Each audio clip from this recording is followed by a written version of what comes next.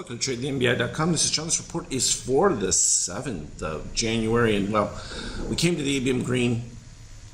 We talked about this. We were below here with steel, but I mentioned that this is a reset, so there's plenty of new buyers available. Just was a matter of interest. And sure enough, once it sparked off of the early morning dip off the fear situation, things stabilized as soon as real actual buyers showed up in the real regular market. And sure enough, we popped back above the negative 13.5, which is what I was suggesting to watch out for from there. And it showed up beautifully on the 5K, and I posted that chart in our Skype chat.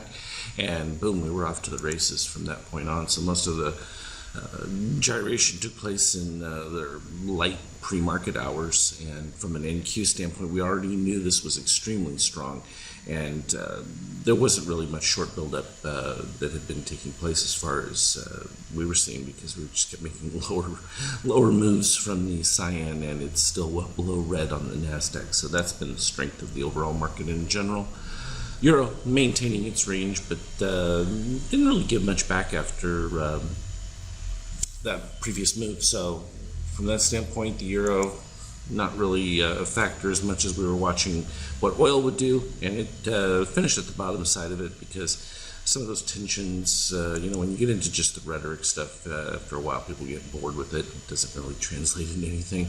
And likewise, gold from its panic peak faded as well as profit takers took place. A lot of positive extremes in there for gold. So, I mean, there's a huge range for gold to come back after this parabolic move when things calmed down a bit.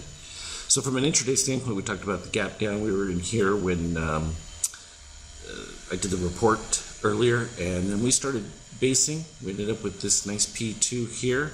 As we dipped down, we came back up and produced another one right around the 50%. We had the gold going just prior to that, and positive shakeout was where to follow, and sure enough, that just kept going.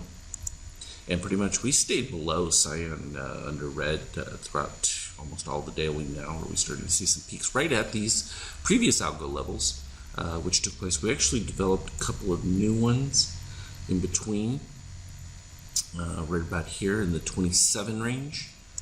I'm going to put that line in there. What the heck, why not? A little below that. Let's get exactly the right bar. This one right here. And so that's going to be the series of retraces that still have to work out, and there were even some lower. But again, that's going to take a catalyst for those to react. So we'll just keep applying to what we're seeing, which is still general bullishness within some of these extreme moves that just get filled back in place.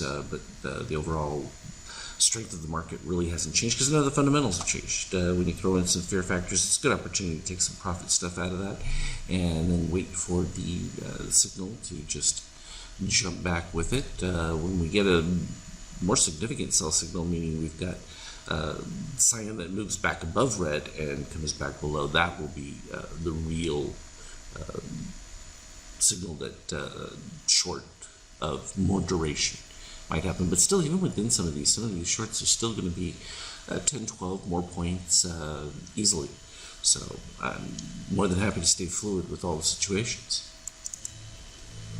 And that's what we're looking at for starting up the new year. A lot of volatility, but a lot of this is just rollover stuff. And now we got new fund money that just, we were expecting to come in around the 6th here, the 5th.